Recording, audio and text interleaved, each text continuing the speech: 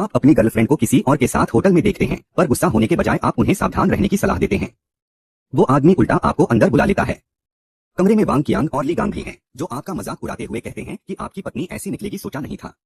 आपको गुस्सा नहीं बल्कि खुशी होती है, क्योंकि आपके पास बीमारियों को देखने की एक जादुई शक्ति आ गई है।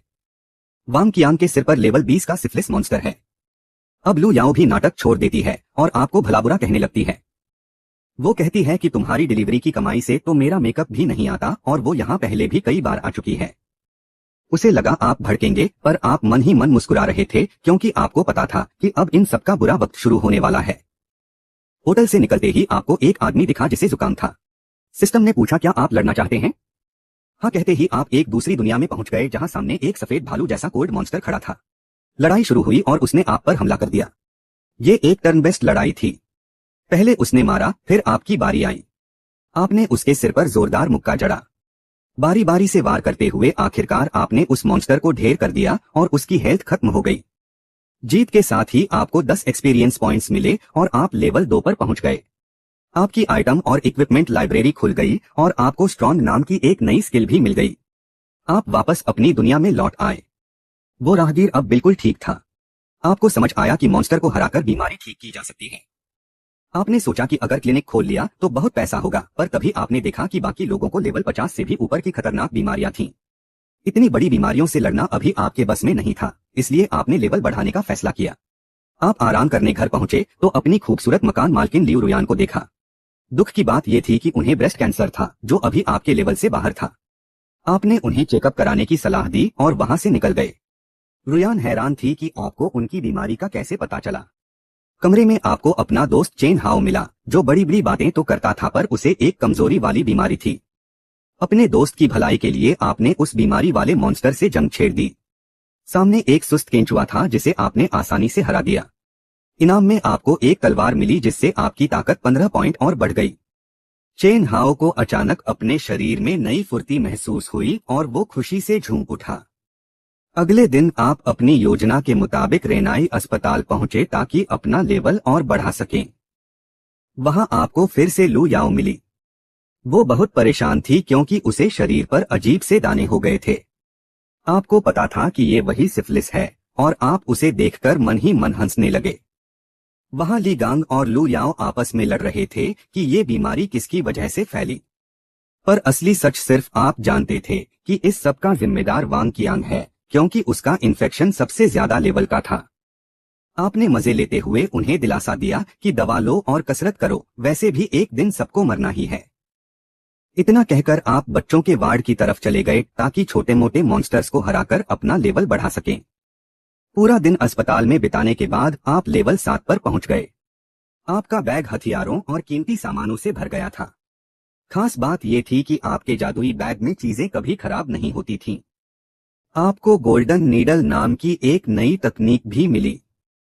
शाम को मकान मालकिन लियू रुयान ने आपको डिनर पर बुलाया, पर अचानक उनकी तबीयत बिगड़ गई और वो दर्द से तड़पने लगी। आपने तुरंत अपनी सुइयों से उनका दर्द कम कर दिया। रुयान ने भावुक होकर कहा कि वो अपने आखिरी दिन आपके साथ बिताना चाहती हैं और वो अपना घर भी आपके नाम कर देंगी। उन्होंने आपको इसलिए चुना क्योंकि आप भरोसेमंद और हैंडसम थे, और आपकी सुइयां उनके दर्द में राहत देती थीं। वो बस अपनी जिंदगी के आखिरी पल सुकून से जीना चाहती थीं। आपने उनकी मदद करने की ठान ली। अगले दिन अस्पताल में मेहनत करके आप लेवल 10 पर पहुंच गए और आपको इंडेस्ट्रक्टिबल वज़र नाम की एक महाशक्ति मिली, जिससे आप लगभग अमर हो गए। अब आप रुयान की बीमारी से लड़ने के लिए तैयार थे। उनके शरीर के अंदर एक खूंखार बाघ जैसा मॉन्स्टर था जिसकी हेल्थ 2000 थी। आपने अपनी तलवार निकाली और उस पर हमला कर दिया। आपकी नई शक्ति की वजह से आपको बहुत कम चोट लग रही थी। हजारों वार करने के बाद आपने उस मॉन्स्टर को मार गिराया और इनाम में आपको एक जादुई कवच मिला जो आपकी ताकत को और बढ़ाता था। हालांकि अभी सिर्फ एक हिस्सा खत्म हुआ था, असली कैंसर मॉन्स्टर अभी भी बाकी था। उसे हराने से रुयान की जिंदगी 2 साल और बढ़ सकती थी। कैंसर को पूरी तरह जड़ से मिटाना इतना आसान नहीं था। रुयान को अब काफी हल्का महसूस हो रहा था। लेकिन जब आप उनके और करीब आए तो आपको एक और चौंकाने वाली चीज दिखी, लेवल 100 का एक बांझपन वाला मॉन्स्टर। बेचारी रुयान कितनी तकलीफों से गुजर रही थी। अगले दिन अस्पताल में सुरक्षा बढ़ा दी गई क्योंकि मरीज बिना इलाज के ही ठीक हो रहे थे और अस्पताल की कमाई घट गई थी। डायरेक्टर को शक था कि कोई यहां छिपकर लोगों का इलाज कर रहा है। तभी एक इमरजेंसी केस आया जहां मरीज का खून नहीं रुक रहा था। आपने तुरंत अपनी सुइयों से खून बहना बंद किया और उस ब्लीडिंग मॉन्स्टर के खिलाफ जंग शुरू कर दी। जीत के बाद आपको मालिश करने की एक खास कला मिली। डॉक्टर हैरान थे कि खून कैसे रुक गया। तभी आपको पता चला कि वो मरीज आपके पुराने दोस्त झो झेंग के पिता थे, जो एक पुलिस अफसर थे। झो झेंग ने आपका शुक्रिया अदा किया और बाद में मिलने का वादा किया। शाम को जब आप घर जाने वाले थे, तभी झो का फोन आया कि उनके पिता की हालत फिर से बिगड़ गई है।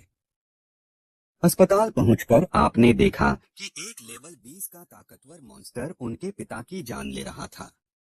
डॉक्टर हाथ खड़े कर चुके थे, पर आपको पता था कि आप उन्हें बचा सकते हैं। डॉक्टर ने आपको रोकने की कोशिश की, पर झो झेंग ने आप पर भरोसा जताया। उसने साफ कह दिया कि अगर अस्पताल गारंटी नहीं ले सकता, तो वो अपने पिता की जान आपके हाथों में सौंप देगा। आपने अपनी सुइयों और मालिश के हुनर से मॉन्स्टर को कमजोर किया और फिर एक भयानक गोरिल्ला जैसे दिखने वाले दुश्मन को धूल चटा दी। जीत के बाद आपको एक खास काढ़े का नुस्खा मिला जिससे मरीज तुरंत होश में आ गया। वहां मौजूद डॉक्टर ने चुपके से वो नुस्खा नोट कर लिया क्योंकि उसे इसमें अपना फायदा दिख रहा था।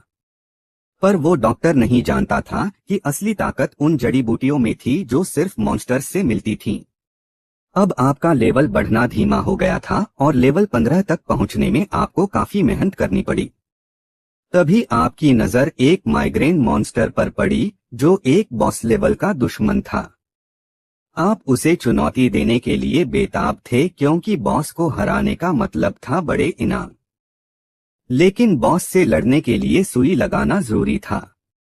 आपने उस आदमी को यकीन दिलाया कि आप खानदानी हकीम हैं और सुइयों से उसका सिरदर्द ठीक कर सकते हैं। लड़ाई शुरू होते ही आपको अंदाजा हुआ कि ये मॉन्स्टर कितना ताकतवर है। इसकी हेल्थ 5000 थी और इसके एक ही वार ने आपकी सुरक्षा के बावजूद आपको काफी नुकसान पहुंचाया। एक साधारण मॉन्स्टर मुश्किल से थोड़ा नुकसान पहुंचा पाता, लेकिन आपके एक ही वार ने उसे 200 का डैमेज दिया। ये मॉन्स्टर जादुई शक्तियों वाला था, इसलिए इसका डिफेंस कमजोर था। करीब 20 राउंड के बाद आप जीत गए और आपको मिला वाइज रिंग, जिससे अब आपकी हेल्थ हर सेकंड 10 पॉइंट बढ़ेगी। साथ ही आपकी गोल्डन नीडल स्किल भी अपग्रेड हो गई, जिससे अब आप किसी मरते हुए इंसान की जान एक दिन के लिए बचा सकते हैं। अगले कुछ दिनों तक आप लगातार लेवल बढ़ाते रहे, लेकिन आधा महीना बीतने के बाद भी आप सिर्फ लेवल 18 तक ही पहुंच पाए, जबकि सामने आने वाले लेवल 20 के बॉस को हराने के लिए आपको कम से कम लेवल 25 का होना जरूरी था। तभी आपकी नजर एक खास लकी मॉन्स्टर पर पड़ी। बिना देर किए आपने युद्ध शुरू कर दिया। सामने एक गुलाबी सुअर और एक सोने का संदूक था। आपने अपनी पहली ही चाल में उसे ढेर कर दिया। बधाई हो, आपको मिला गोल्डन ड्रैगन आर्मर और 50,000 एक्सपीरियंस पॉइंट्स, जिससे आप सीधे लेवल 20 पर पहुंच गए। ये आर्मर आपकी डिफेंस और हेल्थ को कई गुना बढ़ा देता है और इसकी वज्र स्किल आपके बचाव को और मजबूत करती है। अब आप ब्रेस्ट कैंसर आर्मी के सेंचुरियन से लड़ने के लिए तैयार थे। घर पहुंचकर आपने लियू रुयान को एक पंक्चर दिया ताकि मॉन्स्टर की ताकत कम हो सके। फिर शुरू हुआ मुकाबला लेवल 20 के बॉस व्हाइट टाइगर सेंचुरियन से, जिसकी हेल्थ 20,000 थी। उसने हमला किया, लेकिन आपके नए आर्मर की वजह से आपको बहुत कम नुकसान हुआ। आपने पलटकर वार किया और उसे तगड़ा डैमेज दिया। करीब 2 घंटे की मशक्कत के बाद अपने बेहतरीन डिफेंस की बदौलत आप जीत गए। तभी एक नया खतरा सामने आया, लेवल 30 का 1000 मैन चीफ। इसे हराने का मतलब था जिंदगी के 3 साल और मिल जाना। इसके बाद आप ज्यादातर समय उनके साथ ही बिताने लगे और कभी कभी लेवल बढ़ाने बाहर जाते। एक दिन अस्पताल में आपको फिर से वही लकी मॉन्स्टर दिखा, जिसे आपने एक ही झटके में खत्म कर दिया। इनाम में आपको मिली ड्रैगन बॉल, जिसने आपकी ताकतों को दोगुना कर दिया और आपको बीस्ट टेमिंग की शक्ति दी। अब आप किसी भी जानवर को अपना वफादार साथी बना सकते थे, जो युद्ध में आपकी मदद करेगा। आज का काम पूरा कर आप घर लौट ही रहे थे कि तभी स्कूल की सबसे खूबसूरत लड़की झो शियाओ शियाओ का फोन आया। आपने पहले उसके पिता की जान बचाई थी, इसलिए वो आपको अच्छे से जानती थी। उसने बताया कि उसके ब्यूटी पार्लर में एक मशहूर इन्फ्लुएंसर के चेहरे पर दाने निकल आए हैं और वो अब हर जाना मांग रही है। शियाओ शियाओ को यकीन था कि उसके प्रोडक्ट्स में कोई कमी नहीं है, इसलिए उसने आपसे मदद मांगी और आप तुरंत मान गए। वहां पहुंचते ही आपको उस इन्फ्लुएंसर के चेहरे पर कॉस्मेटिक सर्जरी के निशान दिखे, जबकि वो खुद को कुदरती सुंदर बताती थी। आपने पार्लर के प्रोडक्ट्स खुद पर आजमाए, लेकिन सिस्टम ने कोई चेतावनी नहीं दी, जिसका मतलब था कि प्रोडक्ट्स बिल्कुल सही थे। असल समस्या उस लड़की कोको के अंदर थी। उसे कब्ज और बवासीर जैसी बीमारियां थीं, जिनकी वजह से उसके शरीर में जहर फैल रहा था और चेहरे पर दाने निकल रहे थे। कोको सबको बदनाम करने की धमकी दे रही थी, लेकिन जैसे ही आपने उसकी सर्जरी की पोल खोली, उसके होश उड़ गए। उसे समझ आ गया कि आप कोई मामूली डॉक्टर नहीं हैं। उसने अपनी जिद छोड़ दी, लेकिन शर्त रखी कि आप उसके दाने ठीक कर दें। आपने उसे समझाया कि ये सब उसके पेट की खराबी की वजह से है। कोको हैरान थी कि जो बातें उसके असिस्टेंट को भी नहीं पता, वो आपको कैसे मालूम। उसने वादा किया कि अगर वो ठीक हो गई तो वो पार्लर का मुफ्त में प्रचार करेगी। आपने इलाज शुरू किया और दिमागी दुनिया में उस कॉन्स्टिपेशन मॉन्स्टर का सामना किया। ड्रैगन बॉल की शक्ति की वजह से आपका डिफेंस अब 7000 तक पहुंच चुका था। वो मॉन्स्टर आपका मुकाबला नहीं कर पाया और आप आसानी से जीत गए। हकीकत में कोको को तुरंत असर महसूस हुआ और वो बाथरूम की तरफ भागी। 10 मिनट बाद जब वो बाहर आई तो वो खुद को बहुत हल्का महसूस कर रही थी। उसने अपना वादा निभाया और मामला सुलझ गया। इधर शियाओ शियाओ के मन में आपके लिए फीलिंग्स जागने लगी थीं। आपने अपने दोस्त चेन हाओ के साथ मिलकर एक हॉट पॉट रेस्टोरेंट खोलने का फैसला किया, ताकि मॉन्स्टर से मिलने वाले मांस का सही इस्तेमाल हो सके। रेस्टोरेंट का नाम रखा गया चुआन बेक सुआन। चेन हाओ काम संभालता और आप सामान पहुंचाते। एक दिन झो झेंग ने आपको क्लास रियूनियन में बुलाया। वहां सब झो झेंग की चापलूसी कर रहे थे, क्योंकि उसके पिता बड़े अफसर बनने वाले थे। सिर्फ अनरेन ने आपसे प्यार से बात की, लेकिन तभी आपकी नजर अनरेन पर पड़ी और आप दंग रह गए। उसे ALS जैसी जानलेवा बीमारी थी। आपने बिना वक्त गवाए युद्ध शुरू किया और उस लेवल 10 के मॉन्स्टर को हरा दिया। जीत के बाद आपको किडनी डेफिशिएंसी फिस्ट नाम की एक नई ताकत मिली। अब अनरेन के शरीर में एक और बड़ा मॉन्स्टर दिखा, जिसे हराने के लिए एक्यूपंक्चर की जरूरत थी, इसलिए आपको रुकना पड़ा। आपने अनरेन को अस्पताल जाने की सलाह दी। तभी अचानक 3 नकाबपोश बदमाश वहां घुस आए। लड़कियां चीखने लगीं और जब सन वेई ने हीरो बनने की कोशिश की तो बदमाशों ने उसे लहूलुहान कर दिया। आपने देखा कि उन तीनों के सिर पर किलर मॉन्स्टर का साया था। वो असल में खतरनाक भगोड़े थे, जो झो झेंग के पिता से बदला लेने आए थे। एक बदमाश अनरेन की तरफ बढ़ा, लेकिन तभी वो अचानक जमीन पर गिर पड़ा। बाकी दोनों के साथ भी यही हुआ। दरअसल आपने दूर से ही अपनी नई शक्ति का इस्तेमाल कर उन्हें पूरी तरह कमजोर कर दिया था। सभी छात्र आपकी बहादुरी देखकर दंग थे। पुलिस को बुलाया गया और सबने मिलकर एक कहानी बनाई, ताकि झो झेंग के पिता को इन अपराधियों को पकड़ने का क्रेडिट मिल सके और उनका प्रमोशन पक्का हो जाए। जब आप अपने रेस्टोरेंट लौटे तो वहां काफी भीड़ थी, क्योंकि आपके खाने का स्वाद सबसे अलग था। तभी वहां झाओ काई नाम का एक शख्स आया, जो शियाओ शियाओ का जीजा था। वो शराब और अय्याशी की वजह से अंदर से बहुत कमजोर हो चुका था। उसने आपको शियाओ शियाओ से दूर रहने की धमकी दी, क्योंकि वो खुद उस पर बुरी नजर रखता था। उसकी बदतमीजी देख आपने उसे एक जोरदार थप्पड़ जड़ दिया। एक अमीर खानदान का होने के बावजूद वो एक रेस्टोरेंट मालिक से पिट गया था।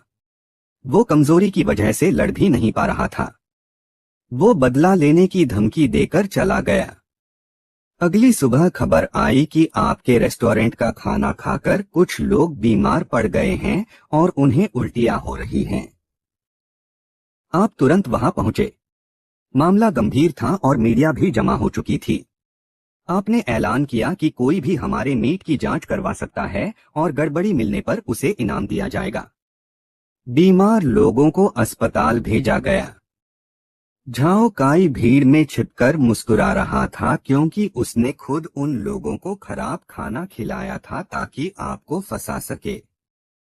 लेकिन अस्पताल पहुंचते ही उन लोगों का पेट दर्द ठीक हो गया और उनकी किडनी में तेज दर्द होने लगा। डॉक्टर ने बताया कि उन्हें फूड पॉइजनिंग नहीं, बल्कि भारी कमजोरी और किडनी की समस्या है। दरअसल आपने सिस्टम की मदद से उनकी बीमारी खत्म कर दी थी और उन पर अपनी खास शक्ति का इस्तेमाल किया था। झाओ काई की सारी चाल धरी की धरी रह गई। तभी वहां सुयाओ आई और आपसे सुलह करने की भीख मांगने लगी। वो फिर से आपके करीब आना चाहती थी, लेकिन आपको उससे घिन आ रही थी, क्योंकि उसके शरीर में अब भी कई बीमारियां थीं। आपने देखा कि उसने कई बार गर्भपात कराया था। आपने सरेआम उसकी बीमारियों का खुलासा कर दिया, जिससे डरकर वो वहां से भाग गई। इधर शहर के बड़े डॉक्टर एक गंभीर मामले को लेकर परेशान थे। शेन ग्रुप के मालिक शेन तियानफांग एक लाइलाज खून की बीमारी की वजह से कोमा में थे। उनकी बहन शेन युवेई लियू रुयान की पक्की दोस्त थी। रुयान ने आपकी काबिलियत पर भरोसा जताते हुए आपको वहां बुलाया। आपने शेन तियानफैंग के शरीर पर बीमारी देखी, एक लेवल 40 का एलिट मॉन्स्टर। इसे हराने पर उम्र 3 साल बढ़ सकती थी। आप अभी लेवल 25 पर थे, इसलिए थोड़े चिंतित थे कि कहीं ये कोई बॉस मॉन्स्टर न हो, वरना उसे बचाना मुश्किल होता। लेकिन मरीज की हालत नाजुक थी, इसलिए आपने तुरंत एक उपाय सोचा। आपने शेन तियानफैंग के खास एक्यूपंक्चर पॉइंट्स पर चांदी की सुइयां लगाई, जिससे उसे एक दिन का जीवनदान मिल गया। वो धीरे धीरे होश में आने लगा। फिर आपने खून बढ़ाने वाली एक दवा लिखी और उसे पिलवाया, जिससे उसकी हालत में सुधार हुआ। ये राहत सिर्फ 5 दिनों की थी, लेकिन लेवल अप करने के लिए इतना समय काफी था। आपने शेन युवेई से कहा कि आप इसे ठीक कर सकते हैं। पहले वो शायद यकीन न करती, लेकिन भाई को चमत्कारिक रूप से जागते देख उसे आपकी काबिलियत पर पूरा भरोसा हो गया। वापसी में आपने खबर देखी कि दुनिया को उसके मरने की खबर मिल चुकी है और शेन ग्रुप के शेयर गिर रहे हैं। अगर वो 5 दिन में ठीक हो गया तो शेयर आसमान छुएंगे। आपने तुरंत चेन हाओ को फोन किया और सारा पैसा शेन ग्रुप के शेयरों में लगाने को कहा। कैश कम था, तभी लियू रुयान ने आपको 10 लाख रुपए भेज दिए। उसे भी अंदाजा था कि शेयर बढ़ेंगे, लेकिन उसे पैसों से ज्यादा आपकी मदद करने में दिलचस्पी थी। अगले 4 दिनों तक आपने अस्पताल में जमकर मॉन्स्टर्स का शिकार किया और लेवल 28 पर पहुंच गए। आपको शैडो एक्स नाम का एक सिल्वर हथियार भी मिला, जो हमले की ताकत बढ़ा देता था। अगली सुबह अस्पताल से फोन आया कि शेन तियानफैंग फिर से कोमा में चला गया है। आप तुरंत पहुंचे और असली जंग शुरू हुई। दुश्मन ने पहला हमला किया, लेकिन आपके कवच ने काफी नुकसान झेल लिया। आपने अपनी खास तकनीक और कड़ी मेहनत से उस एलीट मॉन्स्टर को धूल चटा दी। जीत के बाद आपको एक रहस्यमयी लाल अंडा मिला, जो 7 दिनों में फूटने वाला था। आपने उसे संभाल कर रख लिया। शेन तियानफैंग अब खतरे से बाहर था। तभी आपकी नजर शेन युवेई पर पड़ी, जिसके शरीर पर लेवल 100 का एक किंग लेवल मॉन्स्टर था। ये एक ऐसी शारीरिक समस्या थी जिसे पुराने समय में अशुभ माना जाता था और आज के दौर में इसका इलाज बेहद मुश्किल था। आप जानते थे कि ये बीमारी ठीक हो सकती है, लेकिन लेवल 100 के दुश्मन से लड़ना अभी मुमकिन नहीं था। तभी आपको एक सुराग मिला कि एक खास खंजर से इसे काबू किया जा सकता है। पर सवाल ये था कि बिना लड़े वो चीज हासिल कैसे की जाए। आपने फिलहाल इसे बाद के लिए टाल दिया। शेन तियानफैंग के ठीक होने की खबर फैलते ही शेन ग्रुप के शेयर रॉकेट की तरह बढ़े। आपका 12 लाख का निवेश कुछ ही दिनों में बढ़कर 24 लाख रुपए हो गया। बड़े बड़े रईस उस चमत्कारी डॉक्टर का पता लगाने की कोशिश करने लगे, लेकिन शेन परिवार ने आपकी पहचान गुप्त रखी। आप भी अभी अपनी ताकत बढ़ाने पर ध्यान देना चाहते थे और फालतू की शोहरत से दूर रहना चाहते थे। शेन तियानफैंग ने आपको 10 लाख का चेक दिया और बिजनेस में साझेदारी का प्रस्ताव रखा। वो एक आयुर्वेदिक पार्क बनाना चाहता था। आपको अपना ब्लड सूप फॉर्मूला याद आया, जो पुरुषों की सेहत के लिए किसी वरदान से कम नहीं था और इसका बड़े पैमाने पर उत्पादन भी मुमकिन था। डील पक्की हुई, 51% हिस्सेदारी आपकी होगी और ये प्रोजेक्ट आपके गांव में शुरू होगा। शेन युवेई आपके साथ तालमेल बिठाने के लिए नियुक्त हुई। एक मामूली डिलीवरी बॉय से अब आप बड़े कारोबारियों की कतार में खड़े थे। आपकी किस्मत पूरी तरह बदल चुकी थी। 7 दिन बीत गए और वो लाल अंडा फूटा। उसमें से एक सुनहरा पांडा निकला, एक गोल्ड लेवल पेट। इसका डिफेंस बहुत ज्यादा था और इसमें दुश्मन को जमाने की खास शक्ति थी। अब लड़ाई में आपके पास एक साथी था। दुश्मन का हमला आप दोनों में बंट जाता, जिससे आपकी सुरक्षा बढ़ गई। लेकिन जब आपकी बारी आती तो आप दोनों मिलकर दुश्मन पर वार करते। ये आपके लिए एक बहुत बड़ा प्लस पॉइंट था। अब बड़े मॉन्स्टर्स को हराना आसान लग रहा था। आपने पांडा का लेवल बढ़ाने के लिए जमकर मेहनत शुरू की और अपना अनुभव उसके साथ साझा किया। 5 दिनों की ग्राइंडिंग के बाद पांडा लेवल 28 पर पहुंच गया। अब आप लियू रुयान की बीमारी के खिलाफ जंग के लिए तैयार थे। पांडा ने अपनी स्किल से दुश्मन को वहीं जमा दिया और आपको हमला करने का मौका मिल गया। आपने और पांडा ने मिलकर दुश्मन पर जोरदार प्रहार किए। पांडा ने काफी वार झेले, लेकिन आखिरकार जीत आपकी हुई। उस मॉन्स्टर के खत्म होते ही एक और भी ताकतवर लेवल 50 का बॉस मॉन्स्टर सामने आ गया। इसे हराने पर उम्र 5 साल बढ़ सकती थी। साथ ही आपको हिडन हैंड्स नाम की एक नई स्किल मिली, जिससे आप बिना लड़े ही मॉन्स्टर से कीमती चीजें चुरा सकते थे। आपने तुरंत शेन युवेई पर इस स्किल का इस्तेमाल किया। पहली बार में ही आपको कुछ मिला, लेकिन वो सिर्फ सूखे केले थे। आप सोच में पड़ गए कि आखिर इसका क्या मतलब हो सकता है। 7 दिन बाद झो शियाओ शियाओ का फोन आया। वो काफी दर्द में थी और उसे बवासीर की समस्या थी, लेकिन वो अस्पताल जाने से कतरा रही थी।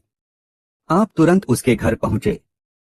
वहां लेवल 15 का एक मॉन्स्टर था जिसे मसाज के जरिए ठीक किया जा सकता था। आप थोड़े झिझके, लेकिन शियाओ शियाओ ने इलाज के लिए हामी भर दी और आपको अपने कमरे में ले गई। इलाज के बाद वो बिल्कुल ठीक हो गई और उसकी नजरों में आपके लिए प्यार उमड़ आया। उसने अचानक आपका हाथ थाम लिया और कहा कि वो आपकी प्रेमिका बनना चाहती है, चाहे आपकी कोई और गर्लफ्रेंड ही क्यों न हो। आपने शालीनता से मना कर दिया और दोस्त बने रहने का वादा किया। तभी लियू रुयान का फोन आया। वो बहुत परेशान और गुस्से में थी। पता चला कि वांग डालोंग नाम का एक पुराना दुश्मन उसके घर आया है। जब रुयान बीमार थी तब उसने रिश्ता तोड़ दिया था, पर अब उसके ठीक होने की खबर सुनकर वो फिर से शादी का दबाव बना रहा था। आप तुरंत वहां पहुंचे। आपने देखा कि डालोंग खुद एक अजीब बीमारी का शिकार है। उसने आपको 50 लाख रुपए का ऑफर दिया ताकि आप रुयान को छोड़कर चले जाएं। डालोंग अपने इलाके का एक बड़ा गुंडा था, जिसने रसूख के दम पर मासूम लोगों का जीना हराम कर रखा था। कानून और पुलिस उसकी जेब में थे। जो भी उसके खिलाफ जाता, उसे और उसके परिवार को भारी कीमत चुकानी पड़ती थी। उसने रुयान के परिवार को डराकर रिश्ता तय किया था, लेकिन बीमारी का पता चलते ही वो पीछे हट गया था। अब वो उसे जबरदस्ती हासिल करना चाहता था। वो आप पर चिल्लाया कि पैसे लो और यहाँ से दफा हो जाओ। आपने मन ही मन उसे ऐसा सबक सिखाने का फैसला किया जिसे वो जिंदगी भर याद रखे। आपने उसके शरीर के उस खास मॉन्स्टर पर हमला कर दिया। वो लेवल 100 का तो था, पर असल में बहुत कमजोर निकला। आपने उसे आसानी से हरा दिया। डालोंग अचानक दर्द से कराहते हुए जमीन पर गिर पड़ा। उसकी मर्दानगी अब हमेशा के लिए खत्म हो चुकी थी। रुयान ने घबराकर पूछा कि ये क्या हुआ, तो आपने अनजान बनते हुए एम्बुलेंस बुला ली। आप चाहते थे कि वो अपनी इस हालत के साथ तड़पट कर जिए।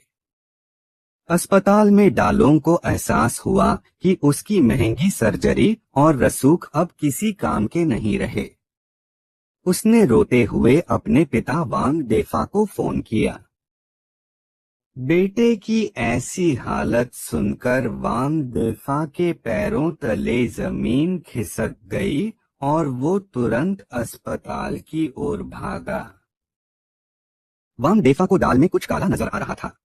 पहले बिजनेस टाइकून शेन तियानफांग एक लाइलाज बीमारी से ठीक हुए, फिर लियू रुयान का कैंसर गायब हो गया, और अब उसका बेटा जिया कुनकुन यू फैन नाम के किसी शख्स से मिलने के बाद रहस्यमय तरीके से गायब था। क्या ये वही हो सकता है? वांग डेफा की खुशी का ठिकाना नहीं था। उसे खुद आखिरी स्टेज का लिवर कैंसर था, लेकिन कंपनी चलाने के चक्कर में उसने ये बात अपने परिवार तक से छुपाई थी। वो सालों से बस दवाइयों के दम पर जी रहा था, पर उसे पता था कि ये ज्यादा दिन नहीं चलेगा। शेन तियानफांग के ठीक होने की खबर ने उसकी उम्मीद जगा दी थी। काफी पैसा खर्च करने के बाद भी उसे उस जादुई डॉक्टर का पता नहीं चला था। उसे लगा था कि शायद उसका अंत करीब है, पर अब उसे लगा कि उसकी किस्मत चमकने वाली है। उसने पूछा, वो यू फैन कहाँ है? वांग डालोंग को लगा कि उसके पिता बदला लेना चाहते हैं, इसलिए वो गुंडों की फौज लेकर यू फैन के ठिकाने की ओर निकल पड़ा। उसी वक्त शेन तियानफांग ने यू फैन को फोन किया, क्योंकि उनके आयुर्वेदिक पार्क को सरकार ने सम्मानित किया था और उनके शेयर आसमान छू रहे थे। शेन इस मौके पर यू फैन का शुक्रिया अदा करना चाहता था। यू फैन ने भी मना नहीं किया। जैसे ही फोन कटा, दरवाजे पर दस्तक हुई। यू फैन को लगा शेन आ गया, पर दरवाजा खोलते ही सामने वांग डालोंग खड़ा था। डालोंग गुस्से में चिल्लाया, कल जो हुआ वो तूने ही किया था। आज तुझे घुटनों पर लाकर माफी मंगवाऊंगा। यू फैन शांत था, उसे पता था कि इनके पास कोई सबूत नहीं है। उसने कहा, पागल हो गए हो क्या? मेरे पास कोई जादुई ताकत नहीं है जो तुम्हारा कवच गायब कर दूं। तभी यू फैन को अपनी गलती का एहसास हुआ। डालोंग चौंक गया, मैंने तो बताया ही नहीं कि मेरा कवच गायब है, तुझे कैसे पता? लेकिन वांग डेफा ये सुनकर निहाल हो गया। उसे यकीन हो गया कि यही वो डॉक्टर है। डालोंग हमला करने ही वाला था कि डेफा ने उसे रोक दिया। डेफा ने अपने ही बेटे को थप्पड़ जड़ दिया। डालोंग चिल्लाया, पिताजी, इसने मुझे परेशान किया है, पर डेफा ने उसे डांटते हुए कहा, बदतमीज, डॉक्टर साहब का अपमान करता है। तुझे पीटना तो बहुत छोटी सजा है। डेफा जानता था कि यूफैन कोई मामूली इंसान नहीं है। वो यूफैन को खुश करना चाहता था ताकि उसकी जान बच सके। लेकिन यूफैन सोच रहा था कि उसकी पहचान उजागर हो चुकी है और अब मुसीबत से बचने के लिए उसे पूरे वांग खानदान का सफाया करना होगा। उसे बस इस बात का अफसोस था कि इतने शवों के लिए जगह कहां से लाएगा। वांग डेफा को लगा कि यूफैन गुस्सा नहीं है, तो उसने राहत की सांस ली। डॉक्टर साहब, मुझे पता है आपने ही शेन को ठीक किया है। प्लीज मेरी मदद कीजिए। उसने दालों को भी घुटनों पर ला दिया और खुद भी गिड़गिड़ाने लगा। यूफैन को और गुस्सा आ रहा था कि इतने लोगों के सामने उसकी पोल खुल रही है। वो उन्हें खत्म करने का तरीका सोच ही रहा था कि तभी शेन भाई बहन वहां पहुंच गए। नजारा देखकर वो भी दंग रह गए। भाई, ये सब क्या हो रहा है? शेन तियानफांग कुछ कहता, उससे पहले ही युवेई ने उसे रोक दिया। युवेई ने दालोंग के बारे में सुन रखा था। उसने तय किया कि पहले इन दोनों को यहां से विदा करना चाहिए, फिर असल बात करेंगे। लेकिन वांग डेफा फिर शुरू हो गया, मुझे बचा लीजिए, मुझे लिवर कैंसर है। आपने शेन साहब को भी तो ठीक किया है। शेन तियानफांग सन्न रह गया। उसने यूफैन से वादा किया था कि वो ये राज किसी को नहीं बताएगा, पर यहाँ तो सब जानते थे। शेन को लगा कि वांग डेफा की बेवकूफी उसे ले डूबेगी। उसने मन ही मन वांग परिवार को खत्म करने का फैसला पक्का कर लिया। उधर दालोंग अपने पिता की बीमारी और उनकी लाचारी देखकर पूरी तरह सुन्न पड़ चुका था। शेन तियानफांग समझ गया कि ये लोग यूफैन के लिए खतरा हैं। यूफैन ने भी सोचा कि फिलहाल मामला शांत करने के लिए डेफा का इलाज करना ही ठीक होगा। उसने डेफा को अंदर बुलाया और कहा कि पहले एक्यूपंक्चर करना होगा। बेडरूम में यूफैन ने डेफा के शरीर में मौजूद कैंसर की कोशिकाओं से जंग शुरू की। उसकी शक्तियों के सामने वो बीमारी टिक नहीं पाई और धीरे धीरे खत्म होने लगी। जैसे ही इलाज खत्म हुआ, डेफा को अपने शरीर में एक नई ऊर्जा महसूस हुई। सिर्फ 2 मिनट में इतना बड़ा असर। डेफा को यकीन हो गया कि ये कोई साधारण डॉक्टर नहीं है। लेकिन यूफैन जानता था कि उसने अभी सिर्फ दर्द कम किया है, पूरी बीमारी जड़ से खत्म करने में अभी वक्त लगेगा। यूफैन ने चेतावनी दी, आज जो हुआ वो किसी को पता नहीं चलना चाहिए, वरना अंजाम बुरा होगा। डेफा ने फौरन सिर हिलाया, डॉक्टर साहब, मरते दम तक ये राज मेरे साथ रहेगा। अब यूफैन ही उसकी आखिरी उम्मीद था। वांग बाप बेटे के जाने के बाद यूफैन शेन के पास आया। शेन युवेई ने कहा, भाई, आपको उन्हें नहीं बचाना चाहिए था, वो लोग बहुत बुरे हैं। शेन तियानफांग को जब वांग परिवार के जुल्मों का पता चला तो उसका खून खौल उठा। उसे लगा कि यूफैन की नजरों में अपनी जगह बनाने का ये सबसे अच्छा मौका है।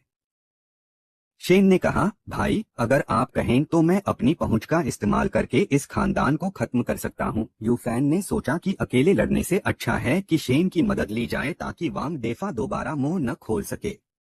यूफैन ने पूछा, क्या तुम ये काम खामोशी से कर सकते हो? मैं नहीं चाहता कि पुलिस की जांच में मेरा नाम आए।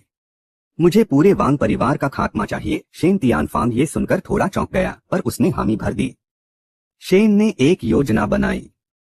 उसने सोचा कि अगर गांव वालों को गवाही के लिए तैयार कर लिया जाए तो कानून के जरिए वांग परिवार को हमेशा के लिए सलाखों के पीछे भेजा जा सकता है। युवेई को भी लगा कि गांव वाले जरूर साथ देंगे क्योंकि वो वांग परिवार के जुल्मों से तंग आ चुके हैं।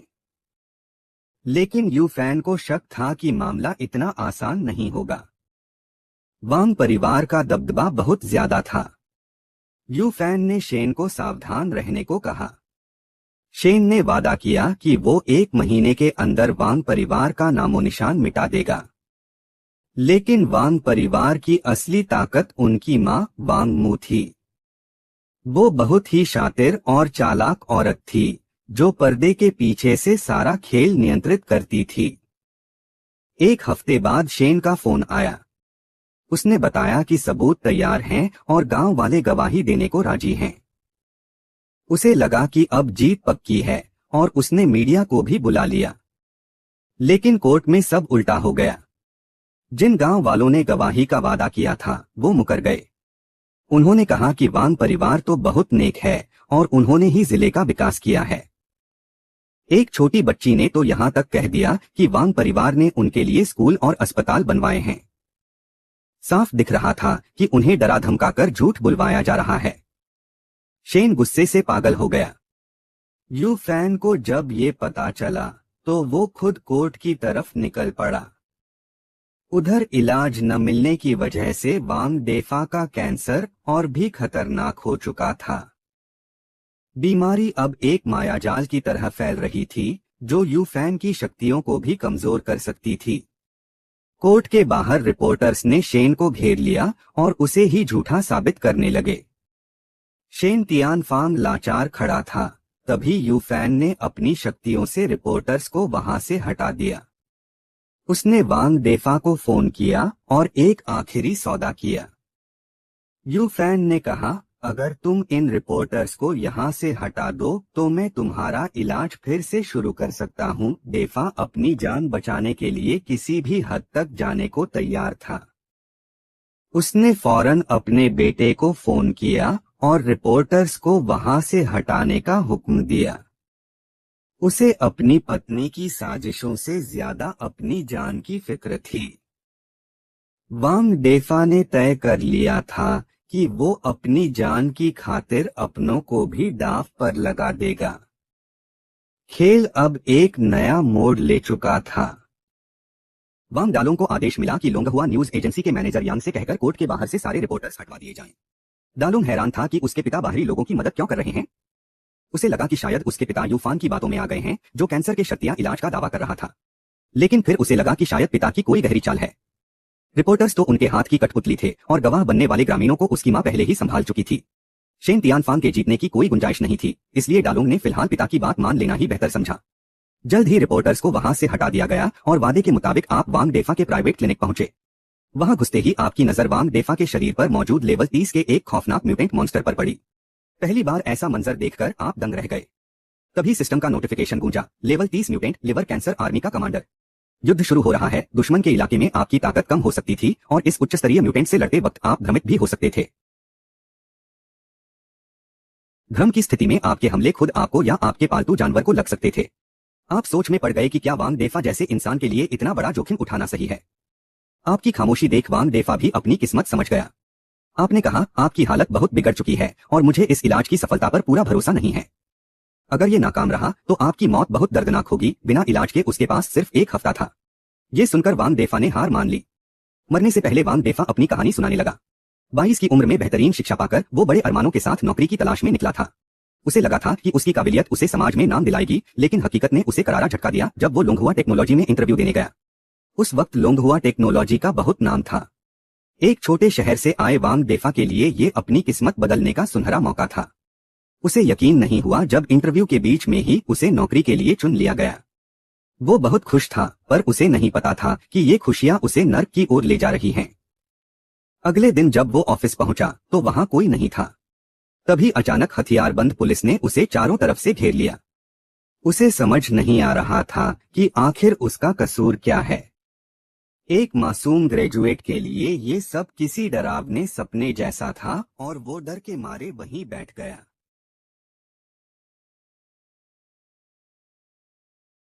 वांग डेफा को कंपनी के राज चुराने के जुर्म में 3 साल की सजा हुई।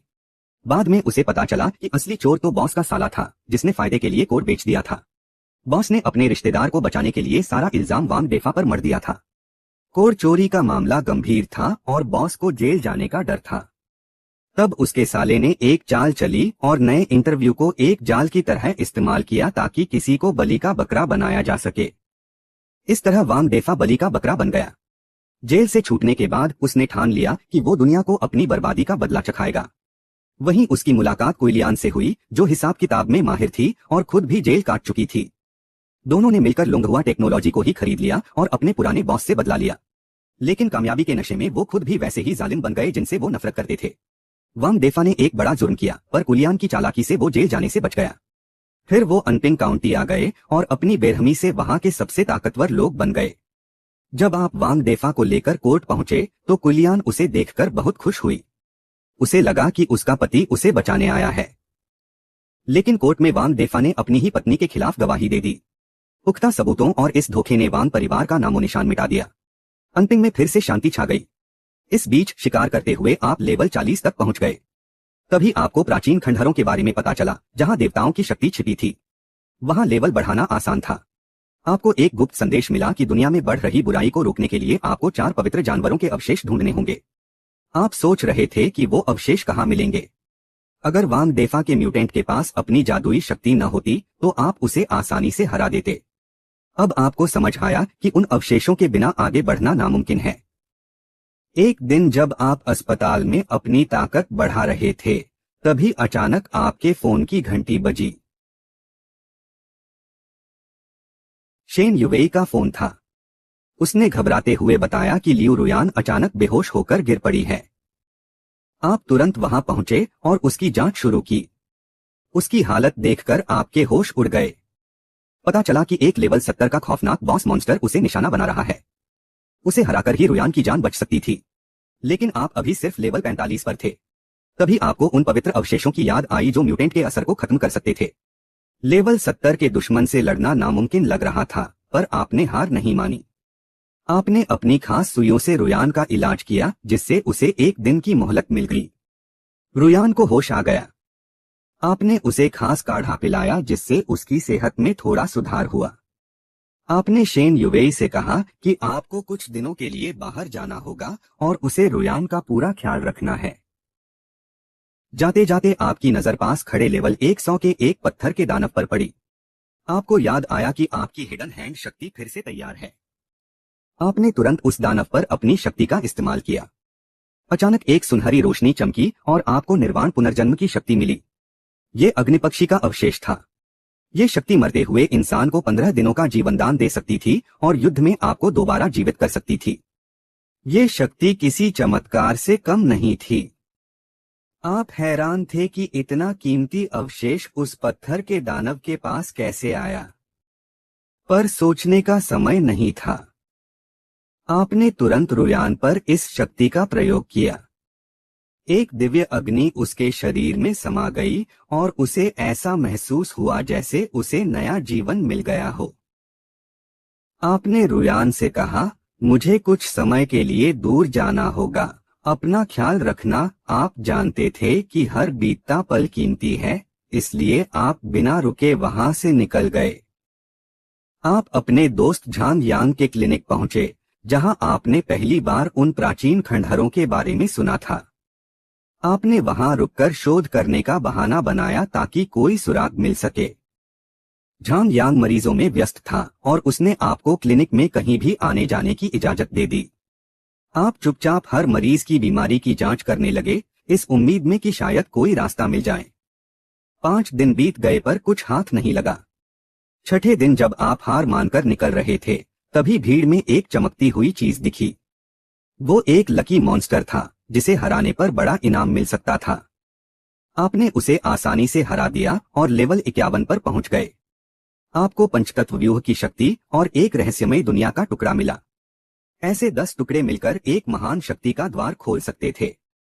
10 टुकड़े जमा करना बहुत मुश्किल था, लेकिन रुयान के पास वक्त नहीं था।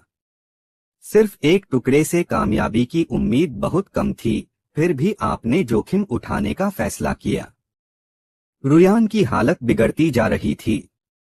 आपने बिना सोचे उस जादुई टुकड़े का इस्तेमाल कर दिया। अचानक आपके सामने का नजारा बदलने लगा और वो टुकड़ा हवा में तैरने लगा। लेकिन अगले ही पल वो टुकड़ा राख बनकर बिखर गया। आपकी उम्मीदें टूटने लगीं। तभी आपको अपने पास मौजूद एक अनोखी चीज एम्प्लीफिकेशन बैनर की याद आई। इस चीज के इस्तेमाल से किसी भी घटना की सफलता की दर 1 अंक बढ़ जाती थी। ये नियमों से परे था और सिर्फ एक बार इस्तेमाल हो सकता था। पहले आपको लगा था कि ये बेकार है, पर अब उस टुकड़े की कम संभावना के सामने ये एक वरदान जैसा था। बिना सोचे आपने उस पर एम्प्लीफिकेशन बैनर का इस्तेमाल कर दिया। अगले ही पल आप दंग रह गए। वो टुकड़ा अजीब तरह से घूमने लगा और आपकी यादों में हलचल मच गई। अनगिनत अनजान यादें आपके दिमाग में भरने लगीं। पता नहीं ये कब तक चला, पर आपका सिर दर्द से फटने लगा था। ये क्या हो रहा है? ये यादें किसकी हैं? जब आंखें खुली तो सामने फूलों का समंदर था। आप यहाँ कैसे आए, कुछ याद नहीं आ रहा था। क्या ये देवताओं का बनाया हुआ कोई रहस्यमयी लोक है?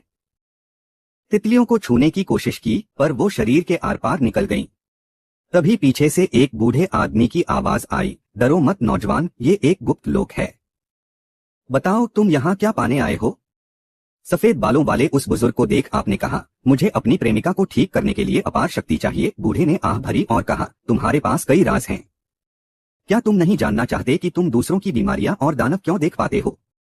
क्या तुम नहीं जानना चाहते कि तुम्हारी खोई हुई यादें किसकी हैं? आप सन्न रह गए।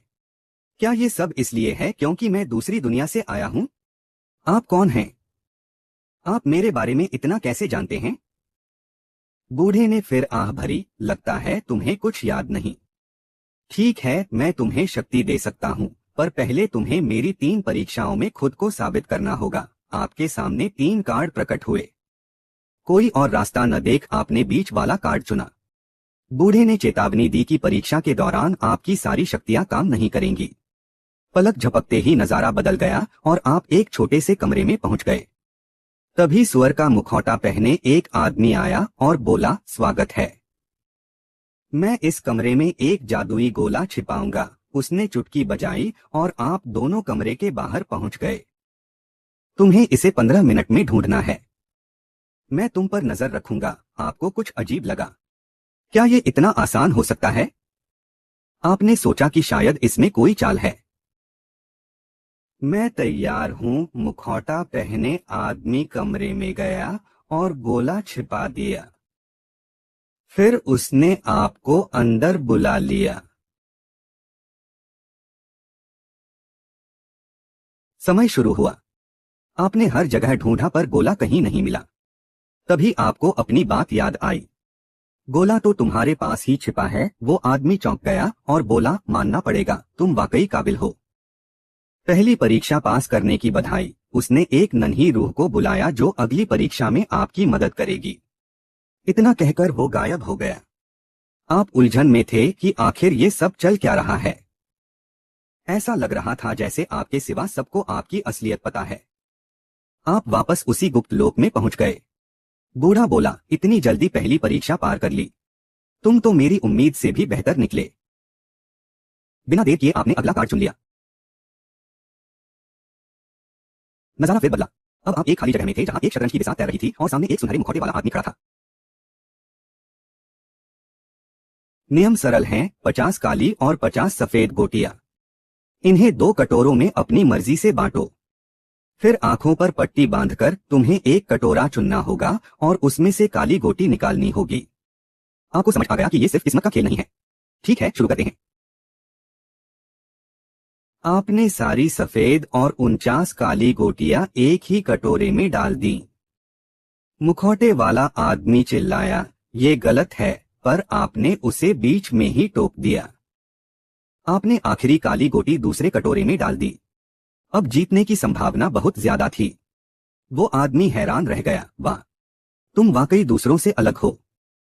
अगले ही पल आपकी आंखों के सामने अंधेरा छा गया। उसने कटोरों को जोर जोर से हिलाना शुरू किया और फिर उन्हें आपके सामने रख दिया। बायां या दायां? आपने बायां कटोरा चुना।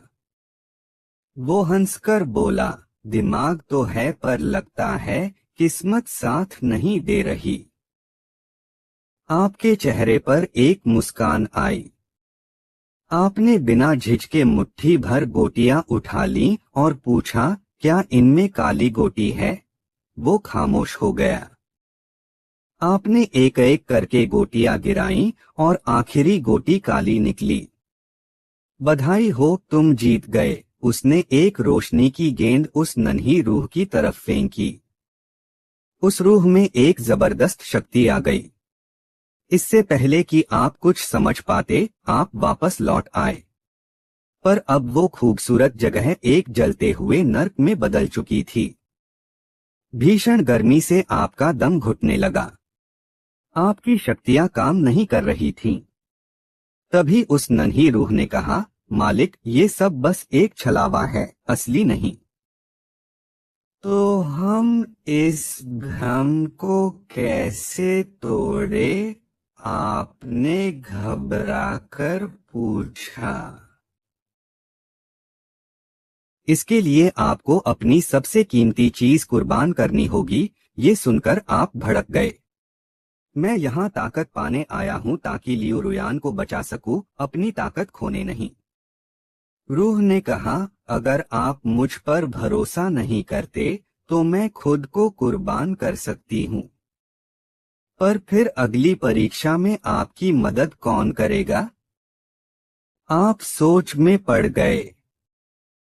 आखिरकार आपने अपनी सबसे बड़ी ताकत इंडेस्ट्रक्टिबल वज्र को कुर्बान करने का फैसला किया। एक तेज रोशनी हुई और आपको लगा जैसे आपके अंदर से कुछ चला गया है। रूह ने मंत्र पढ़ा और वो सारा भ्रम गायब हो गया। शानदार, तुमने सही चुनाव किया। बूढ़ा फिर प्रकट हुआ।